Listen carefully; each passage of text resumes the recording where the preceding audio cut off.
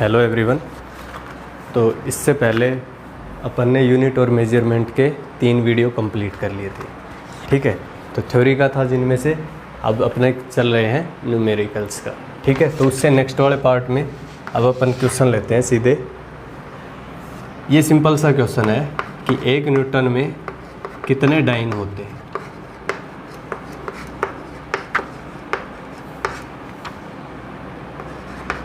बिल्कुल सिंपल सा क्वेश्चन है, फिर भी अपन चलो कर लेते हैं।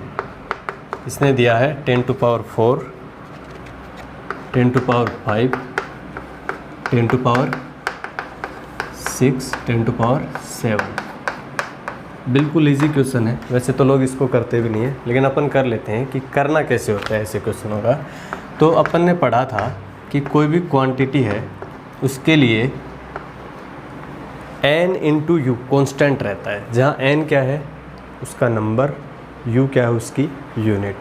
अपन ने पढ़ा है कि ये दोनों चीज़ें क्या होती हैं, कांस्टेंट होती है किसी भी क्वांटिटी के लिए, ठीक है। तो इसने कहा है 1 न्यूटन, न्यूटन किस में है अपनी MKS यूनिट में। दूसरा पूछा है इसमें डाइन कितने होते हैं। अब डाइन अपन को सबको पता है, डाइन किस में है, न्यूटन किस में है, अपना MKS में है। और डाइन किस में है, डाइन जो है अपना CGS में है। तो क्या करना है, NU अपने को पता है कांस्टेंट है, तो एक बार एक सिस्टम के लिए लिखेंगे NU, एक बार एक सिस्टम के लिए, ठीक है। तो उसने पूछा 1 न्यूटन, तो इसकी लिखेंगे अपन जैसे N1 U1 is equal to N2 U2। अब इसको एक यूनिट में रखो। 1 न्यूटन, न्यूटन की यूनिट्स क्या होती है, यूनिट्स होती है न्यूटन किसका है, फोर्स का। Force is equal to mass into acceleration mLT-2, ठीक है। ये किस में है, MKS में है।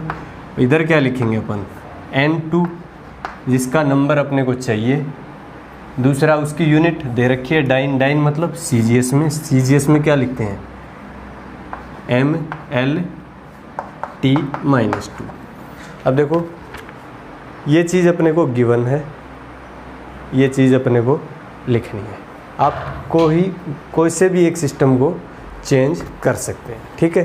तो अपने को चाहिए N2, तो मैंने लिखा, इसको नीचे लिख देता हूँ MKS, इसके नीचे लिख देते हैं अपन CGS। अपने को चाहिए N2, तो N2 को मैं क्या लिख सकता हूँ mLT-2 MKS में अपॉन mLT-2 CGS में, ठीक है। अब अपने को इनको कन्वर्ट करना है, इन दोनों को हटाना है ताकि अपन किस में ले आए इसको, नंबर्स में, ठीक है।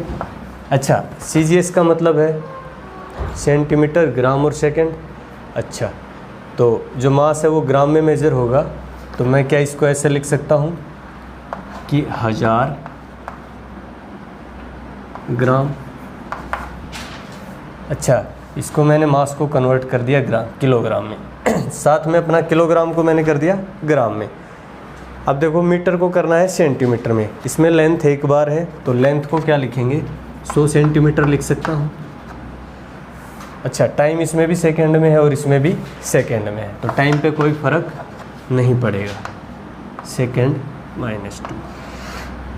सेम ये मास है, इसको इसने बोला है कि ग्राम में ही लिखना है, इसने इसको बोला है लेंथ को सेंटीमीटर में ही लिखना है, इसने इसको बोला है सेकंड को सेकंड में ही लिखना है।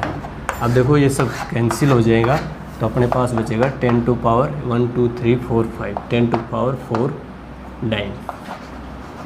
ओके, तो कितना हो जाएगा 10 टू पावर 5 डाइन। सेम ऐसा एक क्वेश्चन आता है कि 1 जूल में कितने अरग होते हैं, हाउ मैनी अरग इन 1 जूल, तो होते हो 10 टू पावर 7 अरग, ठीक है। तो ऐसे छोटे मोटे क्वेश्चन इसी एक फॉर्मूले से हो जाएंगे अपने, Q is equal to N into U. Okay, तो अपना नेक्स्ट क्वेश्चन है कि किसी इक्वेशन ऑफ गैस में P plus AN² upon V² V minus NB is equal to nRT, जहाँ P क्या है, प्रेशर है अपना, V volume of gas, A gas constant, B R gas constant, A B भी कांस्टेंट दे रखे हैं इसने, ठीक है। और T बोला है कि ये क्या अपना एब्सोल्यूट टेम्परेचर यानी परम ताप है। तो उसने पूछा है A की डायमेंशंस क्या होंगी, साथ में उसने दिए है ऑप्शंस। तो कैसे करना है, अपन जानते हैं कोई भी इक्वेशन है वो डायमेंशनली क्या होती है, बैलेंस्ड होती है, ठीक है। तो अब ये अगर अपन यहाँ से देखें तो पहले इसमें क्या करो, अपन बी की निकाल लेते हैं, बी की निकाल लेंगे, ए की भी निकाल लेंगे। इसने ए की पूछा, अपन दोनों की निकाल लेते हैं, ठीक है। तो इसने बोला है कि अगर अपने को बी की चाहिए तो अपने को ये पता है ये वॉल्यूम की है, तो इसमें भी अपने को पता है एन इंटू बी किसकी होनी चाहिए, वॉल्यूम की। अच्छा, इसका मतलब है एन बी की डायमेंशन किसके बराबर होनी चाहिए, वॉल्यूम यानी कि एल क्यूब के बराबर है, ठीक है। उसने पूछा किसकी है, ए की। पहले बी की देखेंगे, चाहे एन कितना होता है अपना पर मोल, एन की डायमेंशन होती है मोल, एन होता है नंबर ऑफ मोल्स, यहाँ लिख लेते हैं एन डिफाइंड होता है नंबर ऑफ मोल्स। तो यहाँ से बी की क्या आएगी, बी की आएगी एल क्यूब बाई मोल। ध्यान से देखोगे तो अपना आएगा L cube mole inverse, L cube mole inverse. तो अगर बी की देखेंगे तो ये अपनी बी की हो जाएगी, लेकिन इसने पूछा किसकी है, ए की। जब इसने ए की पूछा है तो ए के लिए क्या करेंगे अपन, अब ध्यान से देखेंगे, जैसे जो प्रॉपर्टी इसी में फॉलो करी है कि इसका डायमेंशन वॉल्यूम के बराबर होता है, तो सेम इसका डायमेंशन किसके बराबर होगा, प्रेशर के बराबर, ठीक है। यानी कि A N square upon V square, इसकी डायमेंशन अपनी प्रेशर के बराबर होनी चाहिए। प्रेशर होता है फोर्स अपॉन एरिया, फोर्स यानी कि मास एक्सेलरेशन अपॉन एरिया, तो यहाँ होगा एल स्क्वायर, ऊपर ले जाएंगे तो ये अपना कितना हो जाएगा -1। अब इसमें ए की डिसाइड करोगे तो ए के लिए क्या लिखोगे, M L -1 T -2 force upon area, ठीक है। एम एल -1 टी -2, साथ में क्या आएगा, वी स्क्वायर यहाँ आएगा, वॉल्यूम का स्क्वायर अपॉन एन का स्क्वायर। तो ए की डायमेंशन अपनी क्या निकल के आएगी, एम एल -1 टी -2 वॉल्यूम का स्क्वायर यानी एल क्यूब का स्क्वायर, तो एल की पावर 6 अपॉन एन क्या है, नंबर ऑफ मोल्स यानी कि मोल्स का स्क्वायर।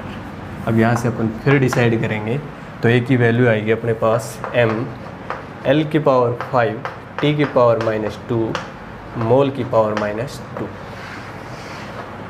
है ऐसा ऑप्शन मेरे ख्याल से, एम एल की पावर 5 टी की पावर -2 मोल की पावर -1। तो ऑप्शन अपना ऑप्शन हो जाएगा ए।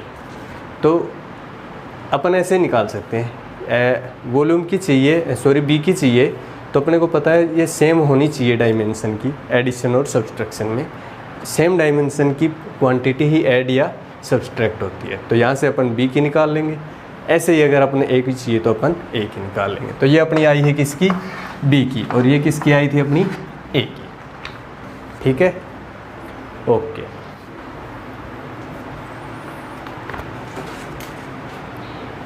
ओके, तो नेक्स्ट अपना क्वेश्चन है कि किसी वस्तु की लंबाई का माप, की measurement of length of any object, तो वो क्या दिया अपने को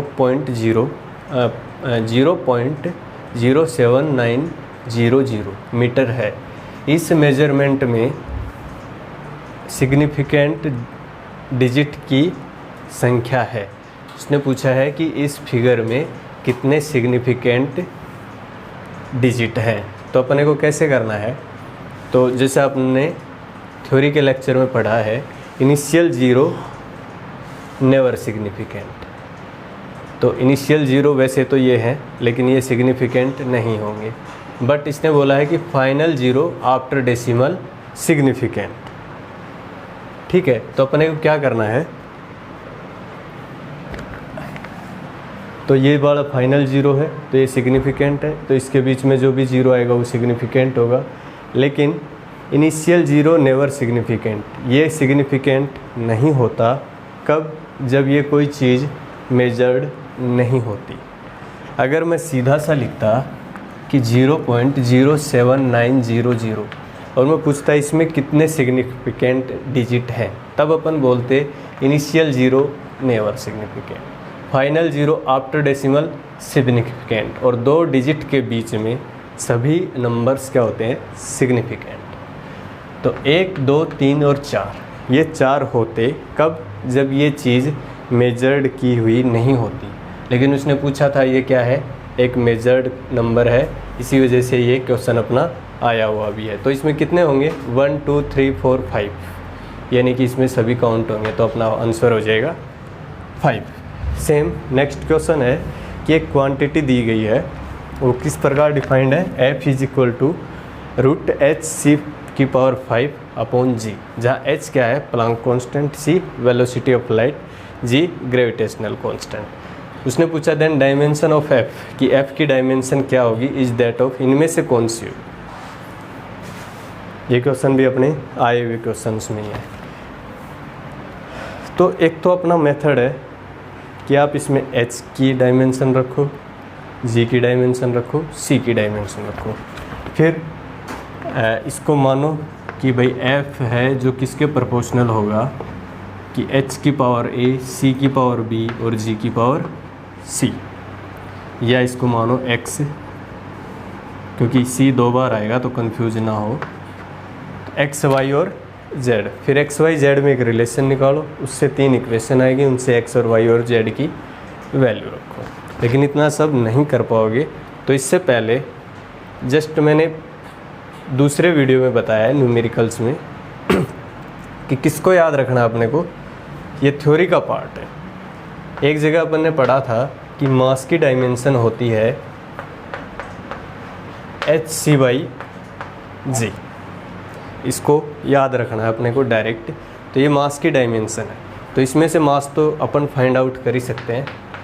तो इसमें से मास को हटा दूं तो अपने पास बचेगा रूट c की पावर 4।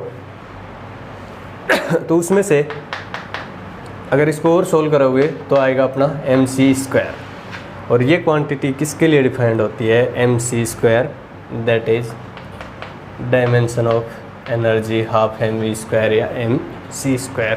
तो अपना आंसर हो जाएगा 3rd एनर्जी। ओके, तो नेक्स्ट अपना क्वेश्चन है कि अपने को एक क्वांटिटी दी गई है a, that is equal to p³ q² upon root r into s। तो जहाँ p, q, r and s में अपने को परसेंटेज एरर जो गिवन है वो कितनी है, p में दी है 0.5%, q में दी है 1%, r में दी है 3% और s में दी है 1.5%। तो उसने पूछा है मैक्सिमम एरर a में कितनी होगी। तो इसके लिए अपन ने सीधा सीधा फॉर्मूला भी पढ़ रखा है, तो इससे पहले वाले लेक्चर में अपन देखेंगे। तो इसको अपन डायरेक्ट करने की ट्राई करेंगे। तो कितना लिखेंगे, p में कितनी एरर है, तो p के ऊपर जो जितनी पावर है उसको लिखो, तो 3 इंटू p में कितनी एरर है 0.5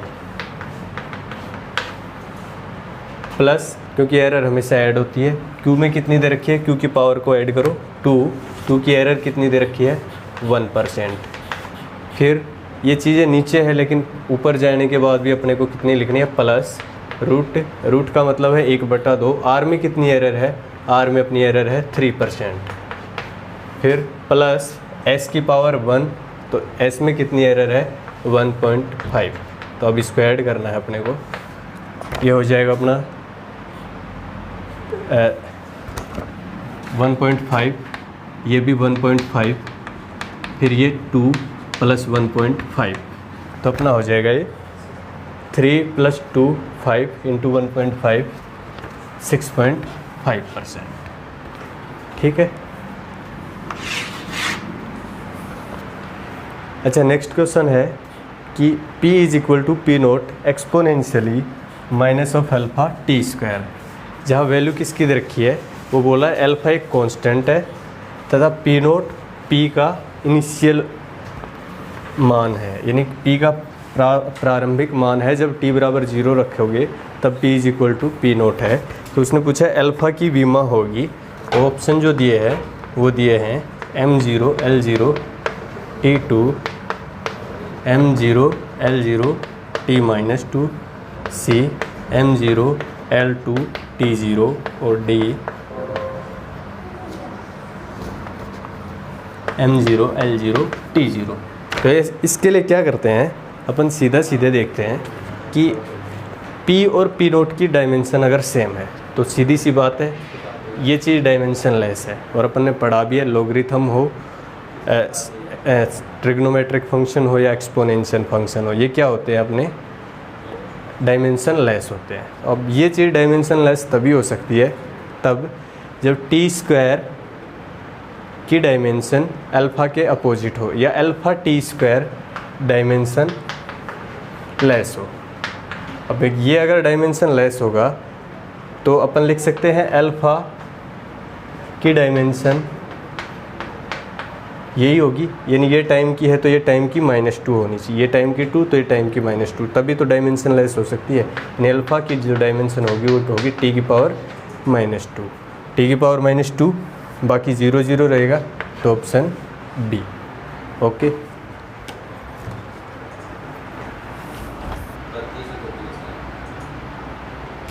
ओके अपना नेक्स्ट क्वेश्चन है कि रेजिस्टेंस दिया है R, जिसका फॉर्मूला होता है V/I, voltage upon change in voltage upon current, where voltage अपने को दे रखी है 100 ± 5 वोल्ट एंड करंट अपने को दे रखा है 10 ± 0.2 एम्पियर। और उसने पूछा है कि अपने को R में रेजिस्टेंस में परसेंटेज एरर बतानी है। साथ में ऑप्शन दिए हैं 6, 7, 8 और 9%। ठीक है, तो अपन क्या करते हैं कि R में परसेंटेज एरर जब चाहिए तो अपन इसको सीधा लिखते हैं कि R किस पे डिपेंड करता है, वोल्टेज और रेजिस्टेंस पे। तो क्या लिखेंगे, परसेंटेज एरर इन R या फिर delta R is equal to, ये किसका होना चाहिए, डेल्टा V/V इंटू 100%, भाई एक ही पावर है, प्लस करंट की भी कितनी है, एक ही पावर है, डेल्टा I/I इंटू 100%। यानी अपने को उसने डायरेक्ट ये चीज़ पूछी है, उसने डेल्टा R ना पूछ के सीधा क्या पूछा है, डेल्टा R ना पूछ के उसने सीधा डेल्टा R/R इंटू 100 यानी R में एरर पूछी है। तो यही चीज़ होगी एरर, फॉर्मूले से देखोगे तो इसकी पावर 1 है तो 1 इंटू इसकी है परसेंटेज एरर, प्लस इसकी पावर 1 है 1 तो इसकी परसेंटेज एरर। अब अपने को ये चीज़ें गिवन है, देखो ये अपनी मेन वैल्यू होती है 100, ये इसकी एरर होती है। तो ये कितनी एरर हुई, यानी इसको लिखा जाता है V प्लस डेल्टा V। तो डेल्टा V अपना कितना है 5, तो कितना लिखेंगे 5/, V कितना है 100 इंटू 100%, प्लस डेल्टा I कितना है अपना 0.2 अपॉन I कितना है 10 इंटू 100%, यही तो लिखेंगे। तो 100 ये हो जाएगा, 10 ये हो जाएगा, तो ये आएगा 5 + 2 यानी कि 7%। तो ऑप्शन अपना हो जाएगा 7%। ठीक है, नेक्स्ट क्वेश्चन है कि आपको दो फिगर दी गई है 108.2023, दूसरी फिगर है 0.19000 में कितने सिग्निफिकेंट नंबर हैं। तो इसके लिए पहले इस चीज़ को अच्छे से पढ़ के आएंगे, यहाँ कर रहे हैं अपन प्रैक्टिस। तो इसमें दिख रहा है सीधे नॉन जीरो सिग्निफिकेंट, इसके बीच में जितने भी जीरो नॉन जीरो सारे क्या होंगे सिग्निफिकेंट। तो 1 2 3 4 5 6, तो ये दो ऑप्शन तो होंगे नहीं, इन दोनों में से चेक करना है। दूसरा है कि इसमें कितने सिग्निफिकेंट नंबर हैं। तो कैसे लिखेंगे, अपने को पता है इनिशियल ज़ीरो ढूंढो है तो ये सिग्निफिकेंट नहीं है। फिर आ जाओ फाइनल ज़ीरो, तो फाइनल ज़ीरो डेसिमल के बाद में आ रहा है, फाइनल ज़ीरो आफ्टर डेसिमल। तो डेसिमल के बाद में अगर फाइनल ज़ीरो आ रहा है तो वो क्या होगा अपना सिग्निफिकेंट। और अपने जानते हैं कि हर नॉन ज़ीरो नंबर क्या होता है सिग्निफिकेंट। तो ये सिग्निफिकेंट है, ये सिग्निफिकेंट है। और एक रूल अपन ये भी जानते हैं कि दो सिग्निफिकेंट डिजिट के बीच में जितने भी डिजिट आएंगे वो सारे क्या होंगे सिग्निफिकेंट। तो 1 2 3 4 5, तो 6 इसमें थे 5 इसमें है, तो ऑप्शन अपना हो जाएगा B 6 व 5। ठीक है, नेक्स्ट क्वेश्चन है कि अर्थमेटिक मीन में समांतर माध्यम में 100 ऑब्जर्वेशन किए जाते हैं या 100 रीडिंग मेजरमेंट लिए जाते हैं, तो उसमें रैंडम एरर आती है अपनी x। तो उसने पूछा है अगर इसी मेजरमेंट को 4 टाइम किया जाए, यानी कि 400 बार किया जाए, 400 प्रेक्षण लिए जाएं, तो अर्थमेटिक मीन समांतर माध्यम में रैंडम एरर अपनी कितनी होगी। तो इसका सीधा सा कॉन्सेप्ट है कि एरर जितनी बार एक्सपेरिमेंट किया जाएगा एरर उतनी ही अपनी कम होती जाएगी। ठीक है, तो अगर अपन ने एरर को 4 टाइम बढ़ाया है, सॉरी मेजरमेंट को, तो एरर अपनी कम हो जाएगी। यानी ये 4 बार है तो एरर अपनी 4 गुना कम हो जाएगी। यह ऑप्शन आ जाएगा बी। जितनी बार मेजरमेंट को रिपीट करोगे एरर उतनी ही कम होती है। इन सब में बढ़ रही है, लेकिन जितनी बार घट इसमें भी रही है। जितनी बार बढ़ती है मेजरमेंट उतनी बार अपनी एरर। ओके, तो अपना नेक्स्ट क्वेश्चन है कि उसने पूछा है रेजिस्टिविटी की डायमेंशंस एम, एल, टी और क्यू में कितनी होंगी।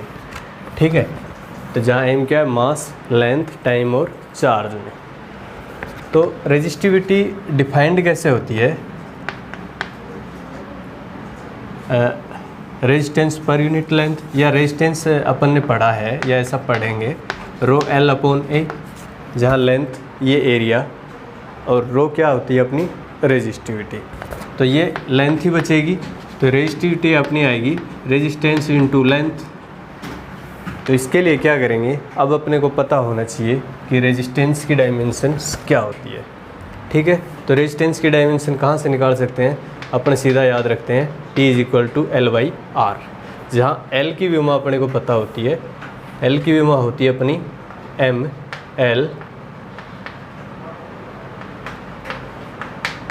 MLT2 - A2 MLTA।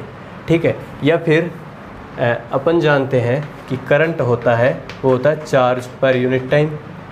ठीक है, अब इसको चाहो तो A को अपन को यहाँ से लिखेंगे Q/T। तो अपने पास रेजिस्टेंस है, सॉरी L की है, ये अपनी L की होती है। अब L की है, L को इसमें चेंज करो, A को लिखेंगे Q/T। तो अपने पास L की कितनी आएगी, ML2 T - 2, A की जगह -2, यानी A का इसका स्क्वायर करो तो T²/Q² हो गया, A⁻²। एक T -2 पहले से है, भैया A⁻² करनी है, यानी इसका रिवर्स करना है और उसका स्क्वायर करना है, तो T² ये आएगा। तो कितना आ जाएगा अपना ML²/Q², यही तो आएगा। अब इसने पूछा किसकी है, रेजिस्टेंस इनटू लेंथ। रेजिस्टेंस की कितनी आएगी, रेजिस्टेंस की आएगी L/T, यानी इंडक्टर अपॉन टाइम। और उसने पूछा किसकी है, रेजिस्टेंस इनटू टाइम। तो रेजिस्टिविटी के लिए क्या लिखेंगे, रेजिस्टेंस इनटू लेंथ। ठीक है, रेजिस्टेंस इनटू लेंथ। और रेजिस्टेंस के लिए क्या लिखेंगे, inductor upon time into length. अब लेंथ के लिए तो L लिखेंगे, टाइम के लिए T लिखेंगे, और L अपन निकाल ही चुके हैं। तो L की जगह क्या लिखेंगे, ML2T अपना कट जाएगा, Q⁻², साथ में L आएगा और T⁻⁻1। तो यहाँ से जब और देखोगे तो अपने आएगा MLT - 1 Q - 2 है इसमें एक ऑप्शन। तो देखो करना कैसे था, उसने पूछा था रेजिस्टिविटी का, तो अपन रेजिस्टेंस का जानते हैं, क्योंकि अपन L का जानते हैं, रेजिस्टेंस का यहाँ से फटाक से निकल सकता है। तो रेजिस्टिविटी आएगी रेजिस्टेंस इनटू लेंथ। ठीक है, रेजिस्टेंस इनटू लेंथ। रेजिस्टेंस का इंडक्टर अपॉन टाइम से निकाला, ये L इंडक्टर है। ठीक है, तो ML3T - 1 और Q - 2 ऐसा ऑप्शन पहला ऑप्शन अपना है। तो रेजिस्टिविटी, इसकी इतनी बड़ी डायमेंशन याद नहीं रखेंगे, याद अपने को किसकी रखनी है, खाली इंडक्टर की। इंडक्टर अपॉन टाइम से रेजिस्टेंस निकल जाएगा, रेजिस्टेंस इनटू लेंथ से अपना रेजिस्टिविटी निकल जाएगा। ठीक है, दूसरा क्वेश्चन है, उसने पूछा है कि एक ऐसा सिस्टम है मार्टियन सिस्टम, उसमें बोला है उसकी बेसिक क्वांटिटी क्या है, बेसिक यूनिट्स फोर्स है, एक्सेलरेशन और टाइम। उसने पूछा है इस सिस्टम में अगर लेंथ को मेज़र किया जाए तो लेंथ की डायमेंशंस क्या होंगी।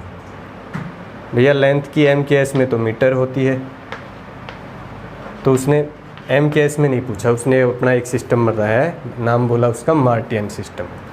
ठीक है, तो अपन जानते हैं कि डिस्प्लेसमेंट या लेंथ पढ़ा होगा, वो होता है एसेलरेशन। मानो एसेलरेशन अपन ने पढ़ा है लेंथ अपॉन टाइम का स्क्वायर, लेकिन उसने क्या कहा है कि उसने लेंथ पूछा है, तो लेंथ कितना होगा अपना, लेंथ होता है एसेलरेशन इनटू टाइम स्क्वायर, या x is equal to at square पढ़ा है। यानी कि लेंथ अपनी किसकी डायमेंशन रखती है, लेंथ रखता है एसेलरेशन इनटू टाइम का स्क्वायर। ठीक है, तो एसेलरेशन है इस यूनिट में, बिल्कुल अच्छा है, और टाइम भी इसी यूनिट में है, तो टी स्क्वायर, यानी कि फोर्स को अपने की ज़रूरत नहीं पड़ेगी। तो सीधा सीधा हो गया, लेंथ क्या होता है एसेलरेशन इनटू टाइम स्क्वायर, तो इसी में डिनोट कर देंगे, तो अपना आ जाएगा ऑप्शन 4 ए इंटू टी स्क्वायर। ठीक है, ओके। तो अपना नेक्स्ट क्वेश्चन है, उसने पूछा है चुंबकीय फ्लक्स का विमीय सूत्र है। तो मैग्नेटिक फ्लक्स का उसने क्या पूछा है, डायमेंशन फॉर्मूला। तो मैग्नेटिक फ्लक्स कितना होता है अपना, phi is equal to B dot D S. ठीक है, तो डी एस अपना एरिया होता है, तो एरिया का तो सीधा सीधा एल स्क्वायर दिख जाएगा कहीं ना कहीं, लेकिन फंसा क्या अपना बी। तो अपन ने थ्योरी वाले चैप्टर में बिल्कुल अच्छे से पढ़ रखा है मैग्नेटिक फील्ड बी का फॉर्मूला कहाँ से लेते हैं, F is equal to M B से, जहाँ एम क्या है पोल की स्ट्रेंथ और इसकी डायमेंशन होती है अपनी ampere into metre, ampere into metre. ठीक है, तो यहाँ से बी की कितनी आएगी, फोर्स अपॉन, तो मैग्नेटिक फील्ड बी की कितनी आएगी, मैग्नेटिक फील्ड बी की आएगी अपनी फोर्स अपॉन ये, तो फोर्स की सबको पता है M L T minus two, साथ में upon pole strength, pole strength की कितनी होती है एम्पियर इंटू मीटर, मीटर के लिए लेंथ ही काम में लेते हैं, तो लेंथ कट जाएगा, अपने पास बी का बचेगा M A minus 1 T minus 2। लेकिन इसने बी का ना पूछ के किसका पूछा है, फ्लक्स का, तो फ्लक्स होता है बी इंटू डी एस, तो अपना डी एस यानी इसको अब किससे मल्टीप्लाई कर दो साथ में एरिया से, तो अपना ऑप्शन होगा M L square T minus 2 A minus 1, M L square T minus 2 A minus 1, तो ऑप्शन अपना कितना हो जाएगा, पहला। ठीक है, दूसरा, दोनों क्वेश्चन नीचे वाले दोनों क्वेश्चन कैसे करने हैं, इनके लिए आपको एक ही फॉर्मूला बताया हुआ है, वो ही अपने को यूज कर। ठीक है, उसने पूछा quantity L upon R C V, इसकी डायमेंशन क्या होगी, जहाँ एल क्या है inductor, R resistance, C capacitance, V voltage. ठीक है, सेम नीचे वाला क्वेश्चन भी ऐसा ही है कि L C R have usual meaning, usual meaning मतलब एल इंडक्टर है, सी कैपेसिटर है, आर रेजिस्टेंस है, तो उसने पूछा है सी स्क्वायर एल आर की डायमेंशन। पहले में पूछा है उसने इसकी डायमेंशंस, दूसरे में पूछा है इसकी डायमेंशंस। ठीक है, तो क्या करना है, जब अपन कैपेसिटर में पढ़ेंगे कि चार्ज जो अपना होता है वो होता है Q is equal to C into V. ठीक है, तो इसको मैं क्या लिख सकता हूँ, चार्ज, तो अपना आएगा R अपॉन Q।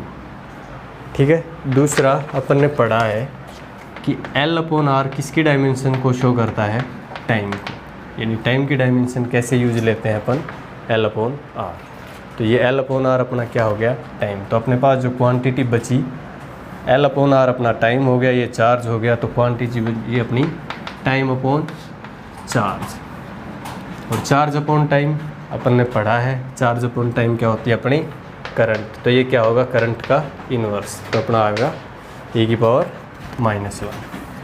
ठीक है, इसमें ऐसा नहीं करना है कि अपन L की भी डायमेंशन रखें, R की भी डायमेंशन रखें, C की भी डायमेंशन रखें, और फिर पोटेंशियल की भी डायमेंशन रखें, और उसके बाद सबको कट करें, ऐसा नहीं करना है, जो चीज़ आती है उसको यूज़ करें। तो L अपॉन R का अपने को ध्यान है, ये टाइम है, और चार्ज होता है C इंटू वी।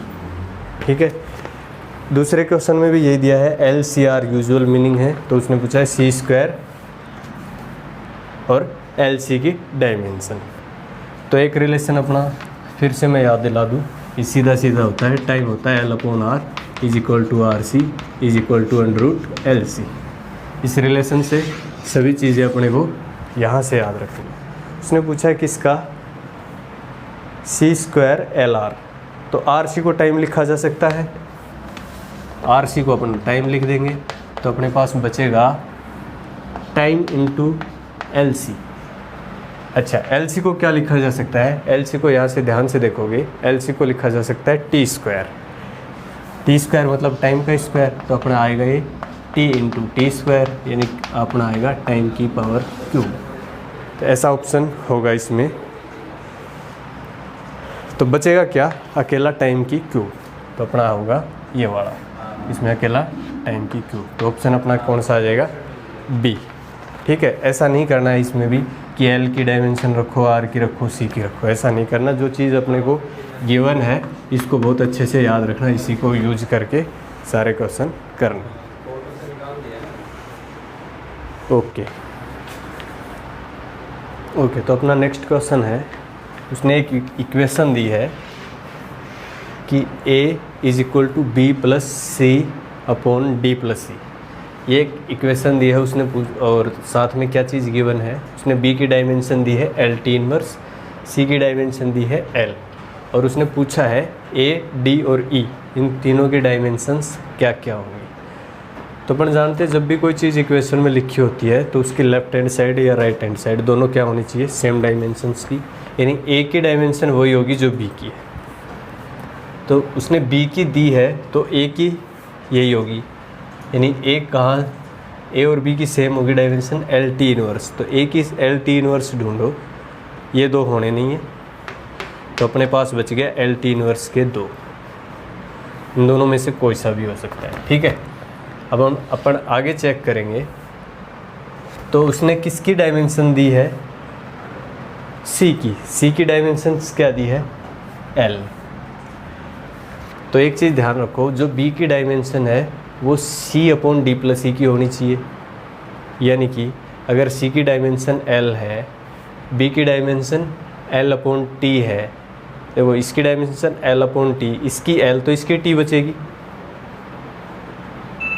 भाई, एल अपॉन टी, इसकी एल तो इसकी टी होनी चाहिए, और दोनों एडिशन में है तो इन दोनों की सेम होनी चाहिए और टी भी होनी चाहिए, तो सेम होनी चाहिए और टी भी होनी चाहिए।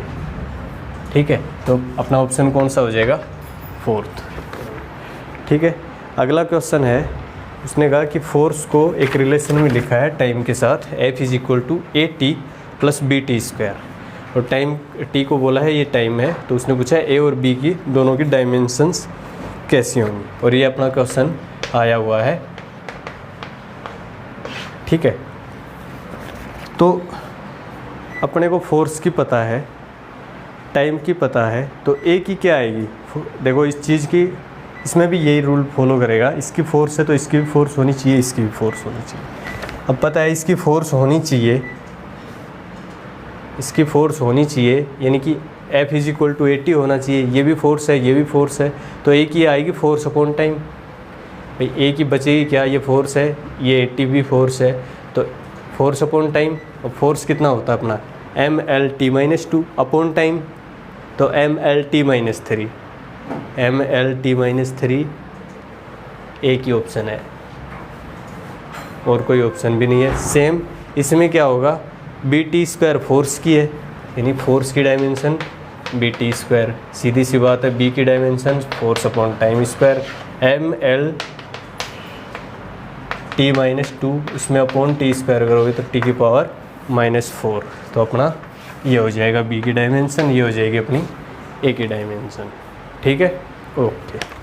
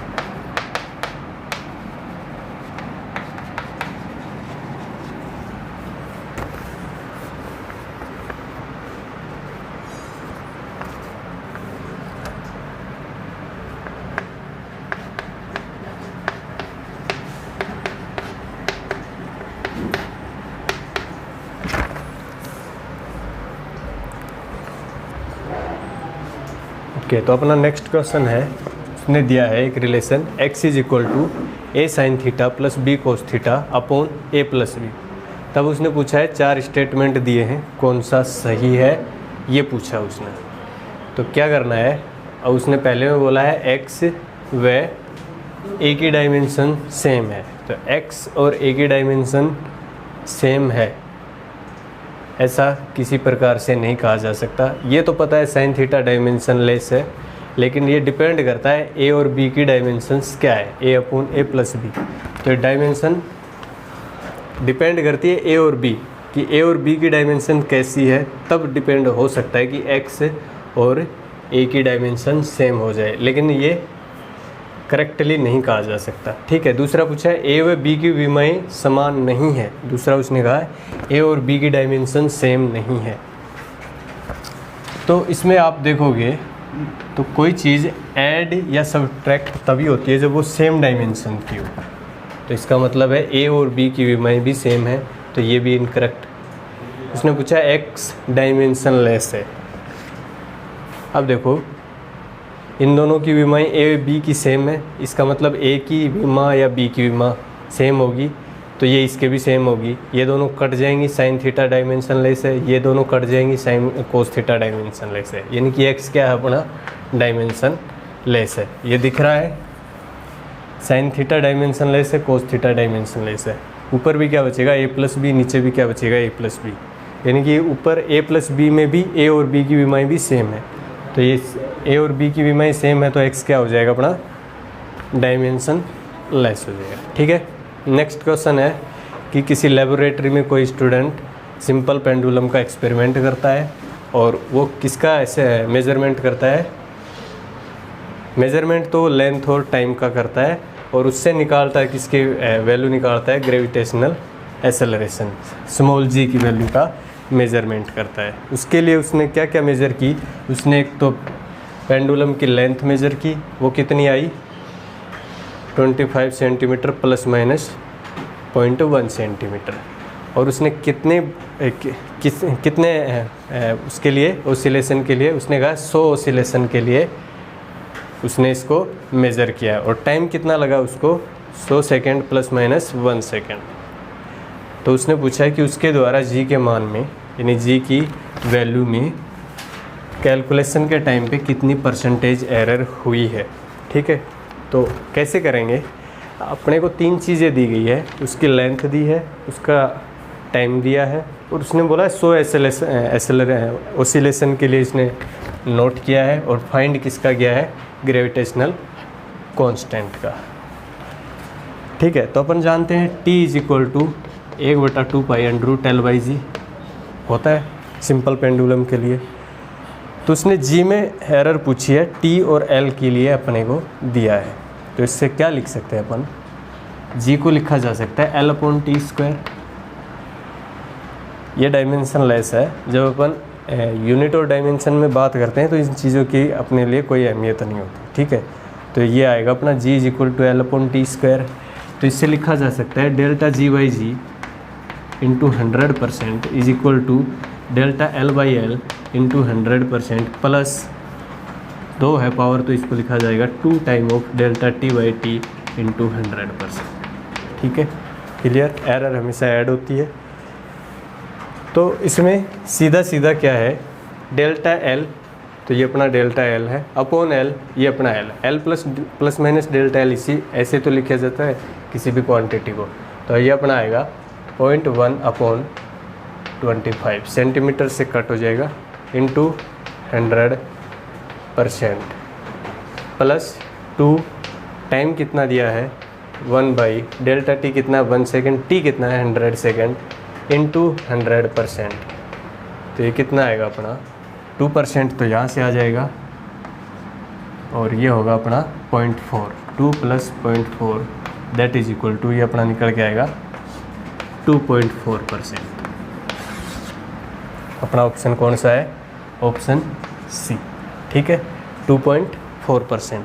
अच्छा, एक चीज़ जो मैंने इसमें काम में नहीं ली, वो क्या नहीं ली, 100 ओसिलेशन, और उसने ये 100 ओसिलेशन ऐसे ही डाल दिया कंफ्यूज करने के लिए, चाहे 100 सिलेक्शन के लिए आप कैलकुलेट करो जी की वैल्यू, चाहे 1000 के लिए करो, चाहे 2 के लिए करो, 5 के लिए, कोई फ़र्क नहीं पड़ता।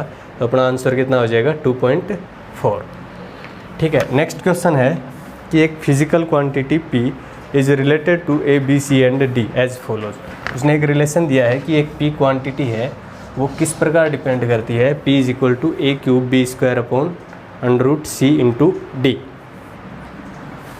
और उसने किया है, बोला भी है परसेंटेज एरर ऑफ मेजरमेंट्स किस किस में, A, B, C and D में रेस्पेक्टिवली कितनी कितनी दी गई है। A में कितना है 1%, B में कितना है 3, C में कितना है 4 और D में कितना है 2%। तो उसने पूछा है find the error in P, या P में मैक्सिमम परसेंटेज एरर कितनी होगी। तो इसके लिए भी अपन सीधा सीधा यूज़ करेंगे। P में पूछा है A कितनी बार है, A की 3 है, तो 3 इंटू A की एरर कितनी है 1%, प्लस B कितनी बार है 2 बार, 2 इंटू B की एरर 3%, प्लस C की पावर 1/2 है तो 1/2 इंटू C की एरर कितनी है 4%, प्लस D की पावर कितनी है -1, चाहे -1 हो चाहे +1 हो, अपने को एरर कितनी लेनी है प्लस। D की पावर कितनी है 1 इंटू D में एरर कितनी है 2%। जब आप इसको सोल्व करोगे तो ये आएगा 2%, 2% 4 इंटू 3 3, देखो 3 6 9 9 2 11 2 13, तो कितना हो जाएगा अपना 13%। ओके, तो अपन नेक्स्ट क्वेश्चन इससे अगले वाले लेक्चर में ले लेंगे। तो मैक्सिमम क्वेश्चन अपन चाहेंगे कि अपने वीडियो में मैक्सिमम से मैक्सिमम क्वेश्चन, वो भी कैसे आए हुए क्वेश्चन अपने को मिल जाए करने को, ताकि अपनी कोई भी एग्ज़ाम हो उनमें अगर सीधे सीधे आते हैं तो ठीक है, वरना अपन क्या करेंगे प्रैक्टिस पे प्रैक्टिस करते रहेंगे। ठीक है, ऐसे क्वेश्चनों का अपने पास पूरा सेट तैयार कर रखा है। ठीक है, ओके, थैंक यू।